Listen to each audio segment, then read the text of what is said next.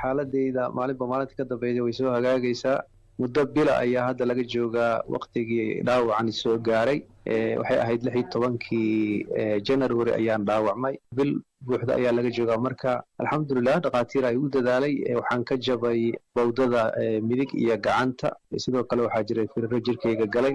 firiradiina waa layga saaray. jabniinkiina waa la kabay alxamdulilah. waa soo kabsanaya, laakiin waa qiyaasi kartaa maaragtay bawdo jabtay waqtigay u baahan tahay. marka hadda waxaan sameeyaa physiotherapy. waxaan isku dayaa inaan socdo. alxamdulilah xaaladeyda maalin maalinta ka dambe way sii hagaagaysaa. waa markii ugu horreysay ee aad waraysi bixiso tan iyo markii aad dhaawacantay bartamihii bishii hore. maalintaas dareenkaagu saa maxaad dareemaysa markii wax kugu dhaceen? wallaahi horta caadiyan aroor walba shaqadeydan aadi jiray. markii aan gurigayga ama aqalkayga ka soo baxaayay alxamdulilah qof waxaan ahaa faraxsan oo shaqadiisa u socdo oo maaragtay waxba ay ka hadlaysnayn. laakiin sakano gudahooda ayaa xaaladii maaragtay isbedeshay.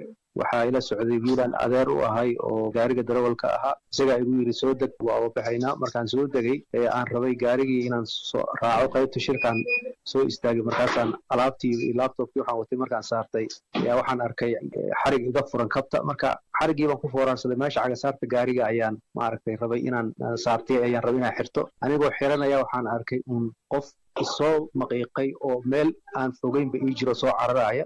wax aan sameeyey ma garanayo. waxaan xusuustaa inaan albaabka gaariga qaybtiisa dambe intaan aan ku riixay oo aan jug ku siiyey. laakiin wax lagu tilmaami karo ma jirto. xoog iyo xeelad qofkaa looga baxsan karay ma jirin. waxaan dhihi karaa awood alla ayaa u badbaadisay. marka wax kaloo aan ku tilmaami kara ma jirto, sababtoo marka la fiiriyo xajmiga oo qaraxas la ekaa iyo siduu baabuurka u baabi'iyey, dhulka baaxadda leh maaragtay qoday, iyo aniga distancigaas yar u jira siduu ilaahay iiga badbaadiyey. wax oo mucjiza oo qof alla u badbaadinayo unbisaa lagu tilmaami karaa. laakiin waxay ahayd maaragtay xaalad aad u xanuun badan. markii waxay dhaceen dhulkan ku dhacay daqiiq madow iyo uuro ayaa maaragtay afka kaa buuxinaya. indhihii waa maaragtay waxba kama arkaysid. marka hore waxaan bes lahaa ugu yaraan qayb ka mid ah jirkaaga ayaa maqan. laakiin markii aan dhul ku dhacay ayaan gacanta maaragtay isku hubiyey oo korka fiiriyey. alxamdulilah waxaan arkay jirkayga oo dhan inuu taam yahay. markii aan isku dayay inaan istaago oo aan rabo inaan isinjiyo ayaan ogaaday inaan istaagi karin oo culays weyn isaaran yahay. kadibna waan iska seexday. dad badanaa igu soo xoomay, qof waa dhintay dhahayo. meeshii anigoo iska joogaa waxaan arkay nin muuse la yidhaahdo maaragtay aan saaxiib ahayn. muusihii ayaa maaragtay amray in maaragtay si degdega la ii soo qaado. alxamdulilah isbitaalka digferal ay keenay.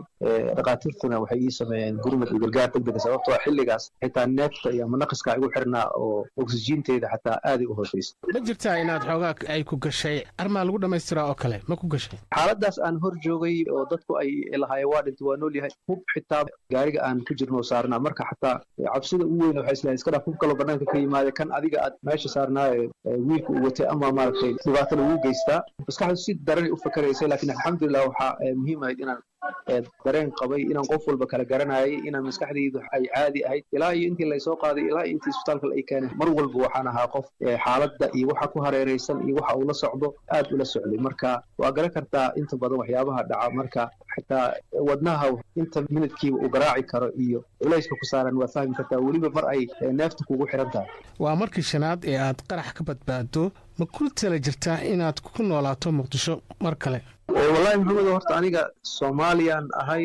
dhul kalena ma qabo. dhulkaygu waa Soomaali. marka haddaan ka fikerayo anoo intaan ka dhalin yar oo da'deedu intaan ay ka yar tahay yaa waxaan tegay caasimado waaweyn oo adduunka ka mid ah oo qaarkood aan ka shaqeeyay ilaa 15 dal caasimadahooda oo Yurub ayaan tegey. weligayna kuma fekerin inaan isdhiibo ama aan maaragtay ku noolaado. mar walba waxaa muhiim ii ahaa inaan dalkayga joogo, weliba xaalad adag ayadoo jirtaan kasoo shaqeeyay Muqdisho. waad og tahay 2006 2007 aan la awoodin dadka qaarkiis in xitaa ambulance lagu qaado oo dadka maaragtay gaarigacan bakaare lagu qaadi jiray oo 20 maanta markay dhimato meeshii dadku ay u cararaan iyadoo la qaadaya hadal madfac kale iska soo dhacayay. xaaladahaasaan ku shaqayn jiray. marka marna maskaxdayda kuma soo dhicin inaan meel kale aado. haddana kuma fekerayo.